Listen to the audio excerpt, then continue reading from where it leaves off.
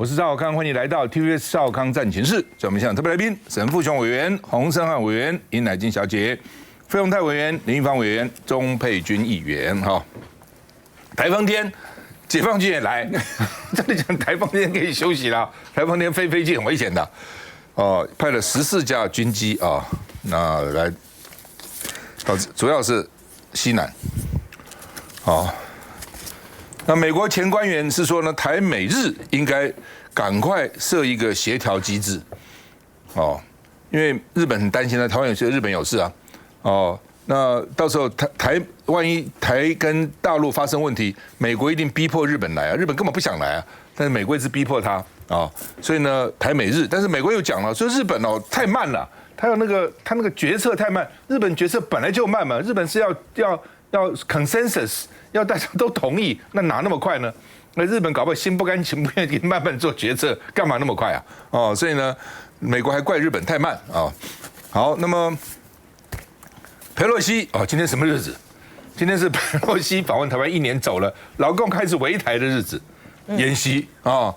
那裴洛西当然昨天也发表了一篇他的脸书了哈，然后就是他这个捍卫台湾的自由民主啦，重申他是这个支持一中政策的啦，等等等等啊，两面都想讨好了哈。但是呢，裴洛西来了，唰几天就走了，带给台湾是什么？带给台湾什么？有任何一丝一毫的实质的利益吗？反而变成老共飞机也越中线的，船也越中线的，变成常态了。那老美有讲什么话吗？裴洛西有讲什么话吗？老美有阻挡吗？嘴巴讲而已，那又能怎样呢？所以呢，这个说每天扰台30架飞机踩中线，那怎么办？那日本认为说是不是要加速模拟封锁台湾？日经说目标从东南转向东侧，原来是西南，后来变成台湾的东南，现在已经到东就这样子，等于形成一个包围之势而且告诉你我四面八方都可以去他不但对台湾这样，他对美军，因为美国飞机也最近在那边飞来飞去啊，所以他老共扩大说，我现在美国飞机已经进入我的东海防空识别区，给我走不能进来。最近常常就他已经把他自己的已经等于到了台湾的东面去了那另外呢，美国国防部说呢，的确老共的隐形战机叫 F 这个隐形战机呢，老共的歼20呢。年产100辆，已经超过美国 F22，所以这是最厉害的飞机就是说这个可能 F35都没有这么厉害了。现在 F22跟大陆的歼20，那歼20一年可以产100架，已经远远的这个速度超过美国，老美很担心你看这个歼20，他们的这个用打靶的一个试验画面，歼20呢航程坐半径大于2000公里然后可以带各种飞弹。是第5代的战斗机，是蛮厉害的。我们看一下，北台湾严防卡努，共军可没在管。国军8月2号侦获15架次共机、7艘次共舰，只要天气许可，中共定会扰台。军事迷7月初更揭露到这一段：北纬26度55分，东经122度59分，识别码1管55是美国飞机。对，我是中国空军，你进入中华人民共和国东海防空识别区，表明你的飞行目的。共军用中文说完，还用英文喊话 ：You have entered China's ADIZ of the People's Republic of China。英文广播却未提及东海防空识别区，而这东海防空识别区是中共2013年划设的。宣布后，美军 B-52轰炸机随即在未知会中方情况下飞越那里。10年后的现在，警示广播竟然再度出现这名词。中共持续对台湾采切香肠战术，与此同时，适逢裴洛西访台1周年，共军也特别释出2段影片。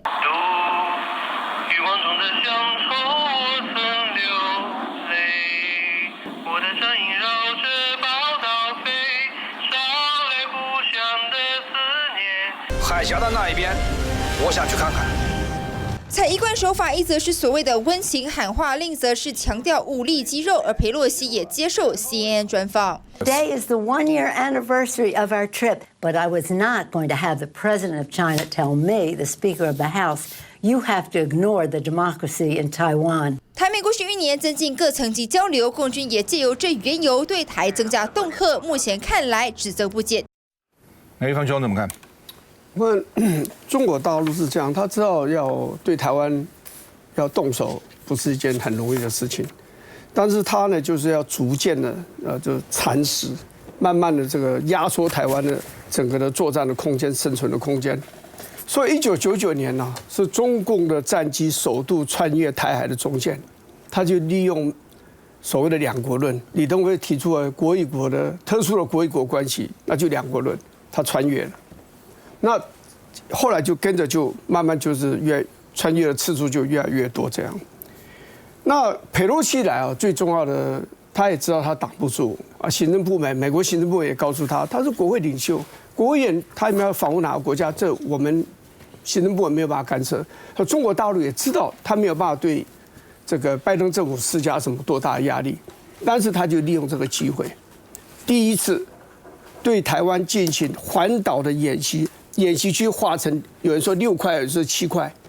都不管，他就真的把你真的要变成要实战的那个姿态，还有最重要就是他的飞弹穿越台海的上空。哦，我们讲9596年飞弹危机的时候，这个只是设在高雄跟基隆的外海，并没有越过台湾的上空。可是他利用佩洛西来这件事情，因为美国行政部门坦白讲也不是很赞成佩洛西的做法，所以他有很多的自我的约束，譬如说他的航舰有过来，但是呢，佩洛西的飞机降落，他就往外走，离台湾更远这样。所以所以说中国大陆就是它是有一整套非常完整的战略，我就利用每一个事件去加大我对台湾的这样的一个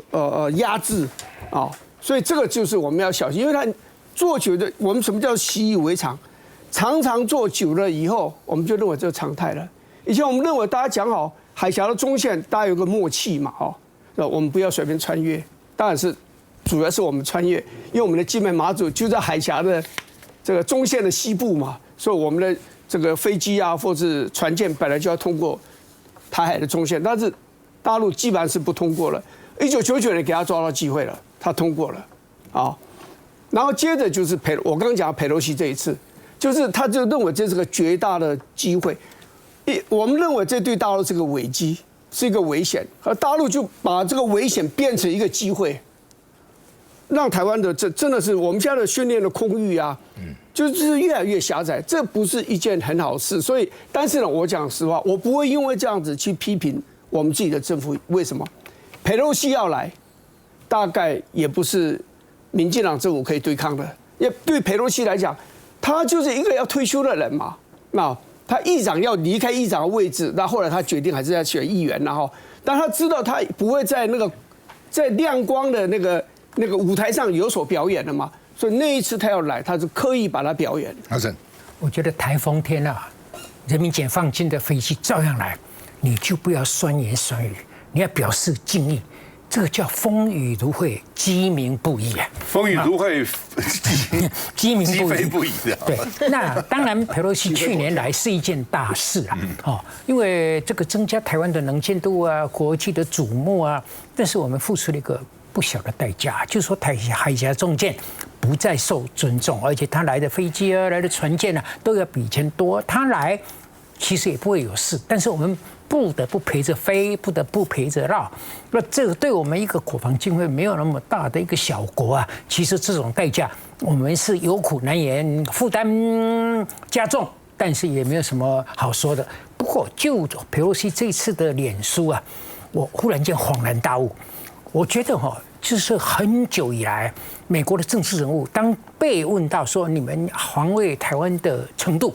有没有改变，或者是他们都想没有不会改变，但是当他们讲到这句话的时候，都会同时讲一句说我们遵守一中政策，大家都不觉得奇怪。我开始悟出他的道理。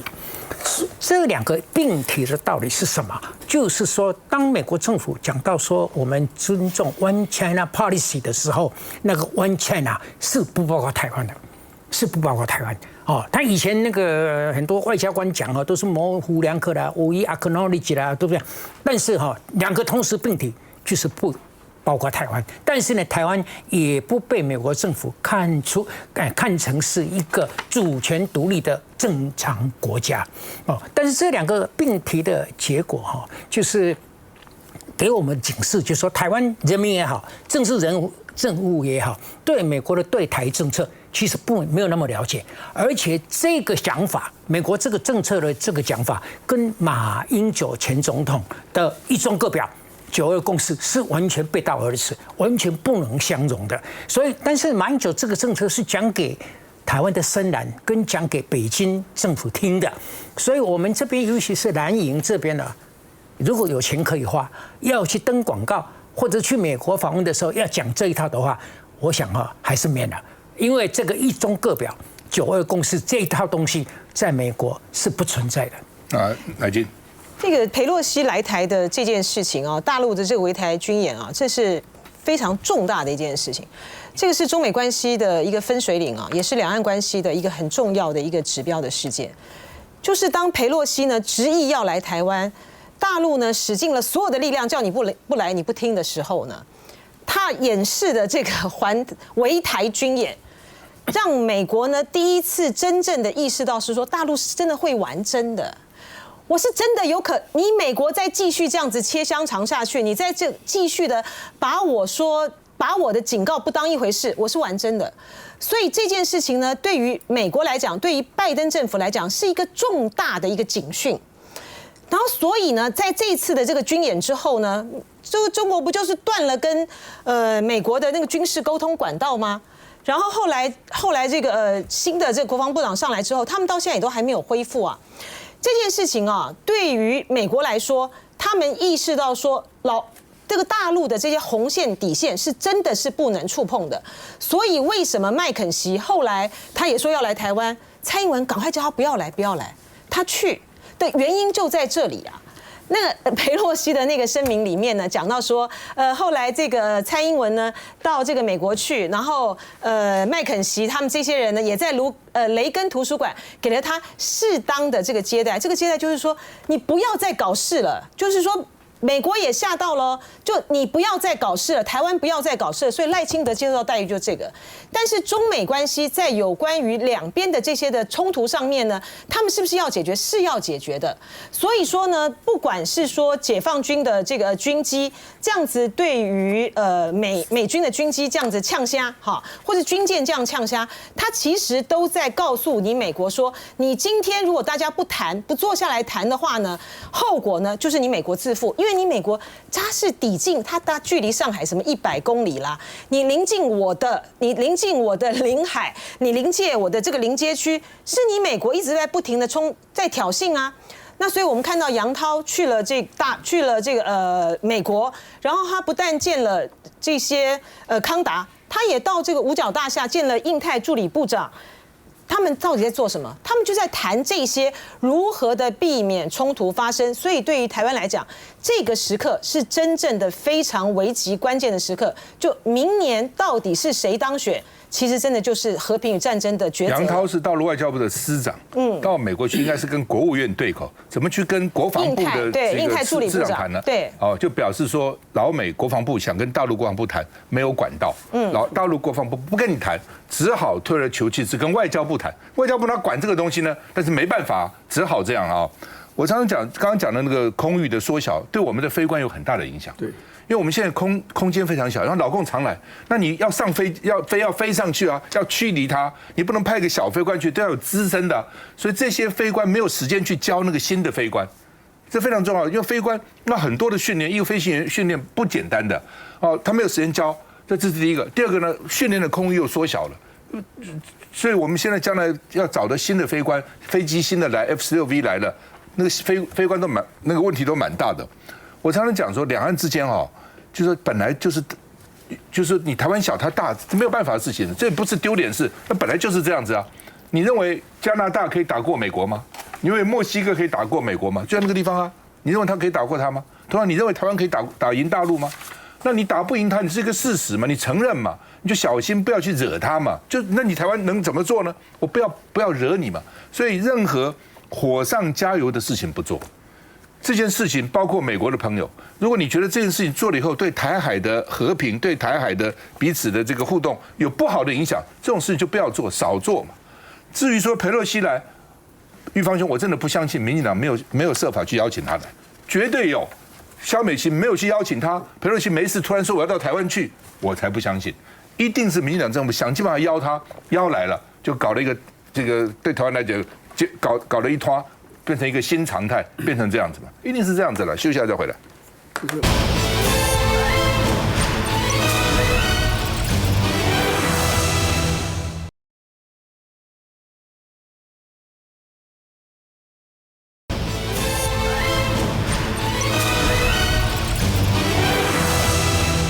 好，那么昨天这个国军营区又爆炸，这屏东的中科院九鹏基地是专门在研发飞弹的啊。那2个礼拜了，前一阵在基隆嘛，那现在在屏东，昨天有4个人受伤，有1个还非常危险，全身90%几都烧坏了哈。那7月24号，基隆的陆军祥丰营区迫击炮的弹药爆炸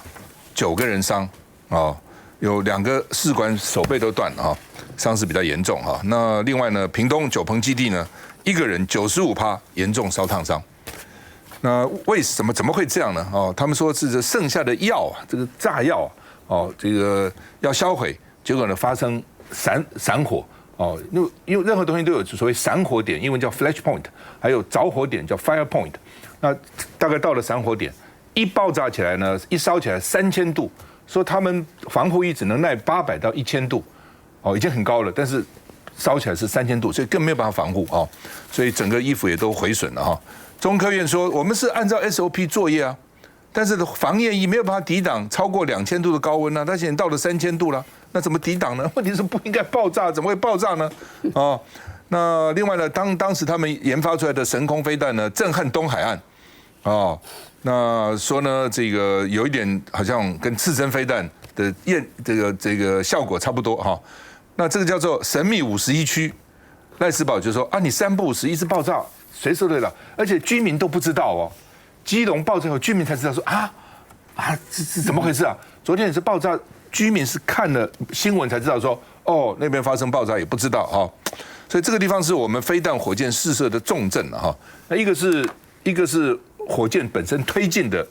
这个药啊，然后推进的力量，一个是打到的时候飞弹弹头爆炸的杀伤力啊，都非常重要哈。那说呢，基隆说爆炸以后才知道，以为已经迁走了，就没想到呢，基隆那个祥丰这个弹药库还在哈。那这是中科院的九鹏基地啊，因为它在地点比较偏了哈，所以居民也都不知道哈，看新闻才知道哈。那蔡英文很生气，说赶快调查到底怎么回事，我们看一下。伤势最严重张姓技术师转送海总插管治疗，他在中科院服务20年，有火工证照，属于资深人员。其他送医的3人也有丰富销毁火箭推进剂的专业背景。中科院初步说法，一切遵照 SOP 流程。出现的时候不晓得不明原因呢，整个火药就烧起来了。飞弹试射喷上高空需要推进剂产生动能，属于极高度危险的化学原料，使用完剩余废料需要销毁，否则容易有爆炸危险。3号上午10点，在户外有近1公斤的剩余药剂，要分4批销毁。第1、第2次都正常，到了第3次准备接线，留在现场剩下4人。包括督导的洪姓中校、操作的张姓及陈姓技术师和潘姓助理研究员，突然发生闪燃，发现他们拿的那个点火药要下去的时候，突然间药粉还有那个废药呢，突然间闪燃就烧起来。所以还没点就还没接线，哦，要接线要接电，接电的时候人一定要全部撤回到控制室。3年前，中科院大树院区也因为制造推进剂过程清理产生不明的火花而燃烧。由于闪燃瞬间温度高达2-3千度，足以融化钢铁。讲推进剂的温度呢，将近2-3千度。我们一般的黄焰壶就是一般的火焰，可能是800到1000以内，我们可以暂时的一个防护。闪燃原因还要调查。位于满洲的九鹏基地是我国研发和测试飞弹的机构，处于偏僻山区，也被军事迷称为台湾版的神秘51区。身负国家战力重责大任的中科院，九鹏基地发生闪燃意外，跟高温天气有没有关联，还是人为因素，还要深入鉴定调查。来，洪大兄，这个连着发生2个这种事情啊，确实让人家比较紧张哈。当然，我们对不管是基隆的军人，还有这个九鹏基地的，他那个不是军人啊，他是兵工厂的这个资深技术人员哈，我们要对他们感谢哈。这个以前我记得也在我小的时候也有听过，民国50几年，在三江里那边四支兵工厂有爆炸，哇，这个，我们村子还有一位我哥哥的初中同学，哇，到现在都烧伤了，指头都断了，也真的很惨哈，这一辈子的事嘛。但是国防部这一次，尤其中科院了哈，还跟国防部要给我们做一个说明，为什么会啊？而且这次在九鹏的这一位严重烧重伤的是一个很资深的一个技术人员。那资深就是他们经常在处理这样子的事哈。那为什么会发生？是不是有人？我昨天就请教几个在中科院他们负责管理这边退休的人，他讲是不是静电啊，或者是该注意而未注意的一些什么事情哈？这个当然我们也不要去预测了哈。平常讲，国军加强军事的这个训练，加强军事的这个研发，当然对台湾相对是有保障啊。我想不管哪一个党执政，这个事情都要做的啊。但是现在如果我们现在讲提到一点国防预算，在马英九时代哈，美国也要让台湾买很多的武器，很多的武器要买哈，并不是台湾想要的啊，而是把美国把台湾当成一个美国的碉堡战术啊，让台湾去买他们想要用的哈。要举例像伊拉克战争啊、阿富汗的战争，台湾很多的武装直升机是被调到那边去的。美国在全球它供应的武器啊，它是从它的角度，我这边要摆那要摆，所以台湾很多的采购的武器啊。也是按照美国的模式，并不是台湾的需要哈。我跟各位报告，我们今年呢，这个即将要送到立法院的国防预算是4400亿，是历年来最高的哈。马英九时候大概只有3000出头，那4400亿再加上我们以前编的特别预算到明年要支付的，大概有将近1000亿，占我们的 GDP 已经超过2.5% 喽。在马英九时候只有1点多个%哈，当然我们希望我们国家有财力哈，有去支撑我们的国防，但是也要考量我们自己的一些感受，还有我们第二个是我们台湾自己的需求这个总之从这个事件里面，我们看看我们台湾的国防哪些是我们应该要重新来做检讨的就我常常讲过好几次，就像我们买那个无人飞机一架1.5亿美金，试驾6亿美金了，是在台湾国防部根本还没有做这个计划的时候，美国就叫我们买的，你就符合我们台湾的需求吗？这个其实我觉得民进党执政很多事情，当然我们要加强台湾的国防，但是我们必须得思考到是从我们的角度思考，还是从美国的角度思考？基隆的祥丰的营区跟这个屏东的九鹏基地这2起事件，我想发生，大家所有人都非常遗憾，而且我必须说，这都是不该发生的事情就是这不是一件该发生的事情那据我所知，其实总统应该也非常非常的生气，然后对这2起事件所以我觉得这2起事件后续的检讨，那大概我觉得都会被逼的做得相对更彻底了那但是再来一个事情是说，我其实有些看法跟刚刚费人其实会有点不太一样我认为如果今天就国防的预算的项目购买的项目大家有一些不同的意见，我觉得这部分其实我觉得大家可以来讨论但是我觉得确实一个事情就是说，就像台湾其实目前就像刚才大家前面几个先进说的，我们其实确实现在我们不能说外在条件是没有风险的，当然是风险存在的。所以从民进党的角度来说，当然我们是希望要把最坏的情境都设想进去，我觉得这是负责任的事情，就是该把最坏的情境都设想进去下面，包括去做我们的装备，包括去做我们的训练。但我认为到现在为止，我们还有可以做得更到位的地方。在这2起事件里面，我想大家其实看得很清楚。我认为，其实在跟国军有关的事情，在军购有关的事情上，我认为这些事情是可以朝野一起来合作的。有些事情，今天在野党跟国民党会有不同的看法、不同的意见，但其实我认为，包括玉芳委员在这边哈，我认为这个事情上其实是可以朝野一起来合作。坦白说，我也觉得。从执政党的角度，我觉得可以多一点的空间来跟在野党一起来讨论哪些是所谓大家心目中觉得必要的项目或必要的这个品项，我觉得这可以讨论的。坦白说，我认为可以讨论，但这件事情确实需要朝野一起合作。主持人，我要做一个小补充，我认为照着 SOP 做出了事，那 SOP 要检讨。不过我要问你一个小小的医学问题：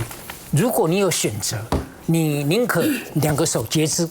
还是90%的皮肤烧伤，截肢啊，90%就死掉了。对，2个截肢一定死了，2个截肢是不会死，但是90%的皮肤第2度到第3度的烧伤，死亡率非常的高。大概多少%以上就不行？我觉得70%、80%就非常严重，因为皮肤烧了，这个就那个败血症。马上发生，因为我们外头世界是脏的，我们的体内是干净的，完全把这个脏的跟干净的分开来，靠皮肤，就靠皮肤。休息一下再回来。